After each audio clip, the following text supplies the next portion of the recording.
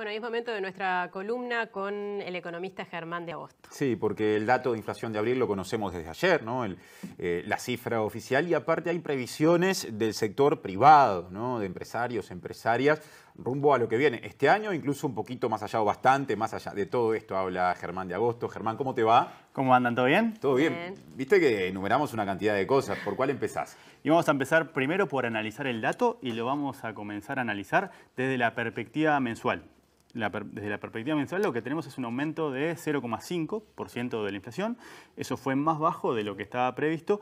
Y la mitad de ese aumento, del aumento mensual, se explica por el rubro de transporte, que es el rubro que recoge justamente los aumentos, por ejemplo, a nivel de los combustibles. Entonces, desde la dinámica mensual, el 50% del dato se explica justamente por el rubro transporte. Pero si miramos el rubro de alimentos, que venía siendo uno de los rubros que más presionaba, y de vuelta seguimos poniendo el foco sobre la dinámica mensual, lo que tenemos es que los alimentos cayeron.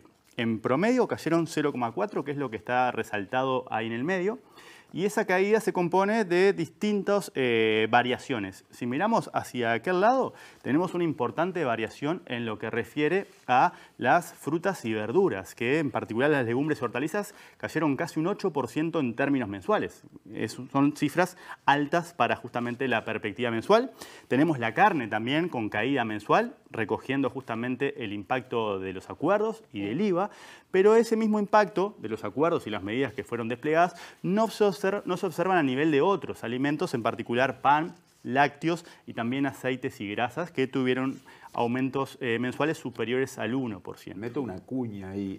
Los acuerdos de pan, pasta, fideos son más recientes que el de la carne. No está agarrando todo, justamente lo de la carne fue lo primero, lo que inauguró toda esa sucesión de medidas que fuimos conociendo durante abril. Probablemente haya algo de esto, pero lo que tenemos hoy es que es la foto, es que los alimentos en el mes tiraron hacia abajo con una variación de 0,4%.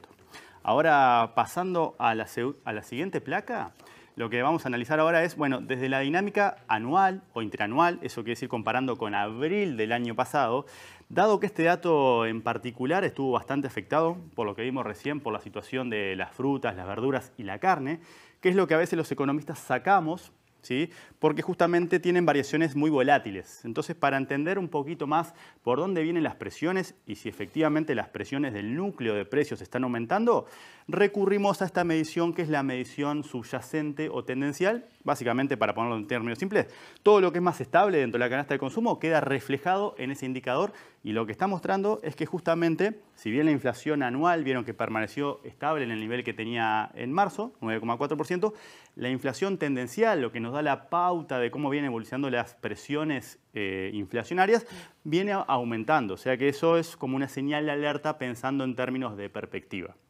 Si ahora nos mantenemos también dentro de lo que es la dinámica interanual y pasamos a la siguiente placa, hoy hay muchas placas, ¿sí? Lo que tenemos son dos componentes que son los dos componentes que vienen empujando la inflación. En particular el rubro de alimentos, que es el verde que estamos viendo, con una inflación anual del entorno del 12%, a pesar de que bajó en términos mensuales, cuando lo comparamos en relación a un año atrás, seguimos teniendo un aumento de 2 dígitos, y en particular el transporte, que aumentó casi un 14%, y ahí lo que vemos también es el efecto de los combustibles. En particular, comparado con abril del año pasado, tenemos un aumento promedio de los combustibles del orden del 36%, con el gasoil llegando al 46%. O sea que de la perspectiva interanual, lo que tenemos son estas dos dinámicas que son las que vienen como empujando la inflación en términos anuales. ¿Y esa leve mejora de la inflación que no se refleja en estos datos interanuales tiene algún efecto en la población, sobre todo en la más vulnerable? Y todavía no necesariamente, no hace más acuciante la situación, porque de hecho viste que hay una leve moderación sobre el rubro de los alimentos, que es donde los hogares más vulnerables destinan cerca del 35% de su gasto,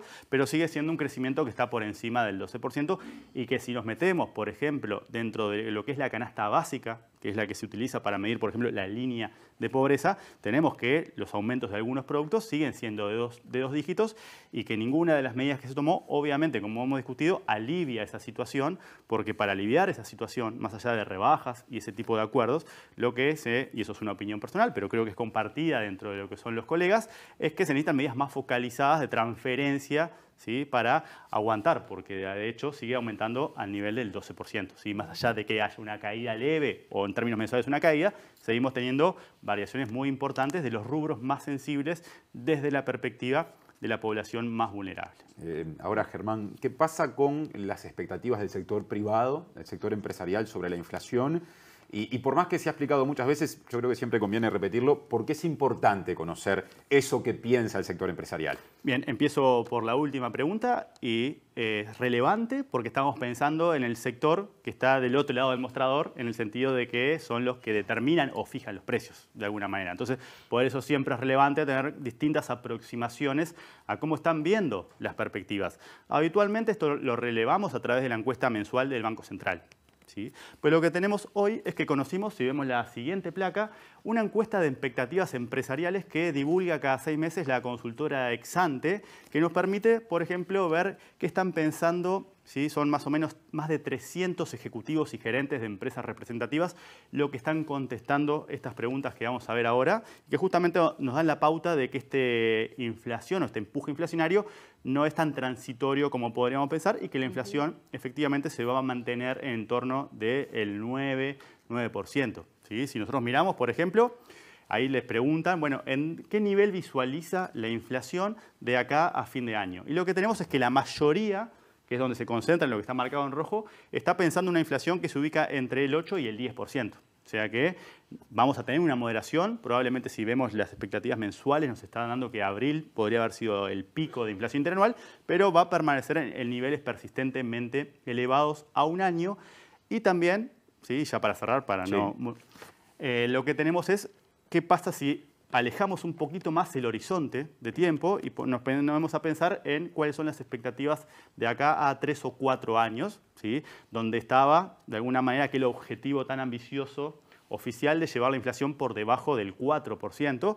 Y lo que está pasando ahora, justamente en la última placa, que es la de los 3 o 4 años, que en realidad casi la mitad de las personas que respondieron, de los ejecutivos y gerentes que respondieron, están visualizando que la inflación no va a bajar del 7% en un horizonte de vuelta, de 3 o 4 años. ¿Sí?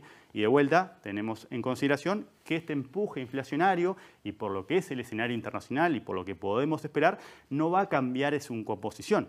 ¿Eso qué quiere decir? Que va a seguir recostado o afectando de manera desproporcionada a los segmentos más vulnerables de la población. Por ende, está abierta esa puerta, que fue lo que se dio a entender, que iba a haber otra ronda de medidas. Eso fue lo que se anunció el 18 de abril.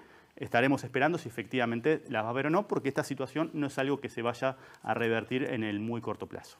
Bueno, la población más vulnerable, según decía ya Eduardo Tinelli, la que ve como el tema de mayor preocupación, el económico, justamente. Totalmente. Así que si cruzamos las columnas, llegamos ahí. Obviamente el tema sigue y sigue, ¿no? Y este es el tema que va a ocupar la agenda probablemente de los últimos meses, sin lugar a dudas. Bueno, muchas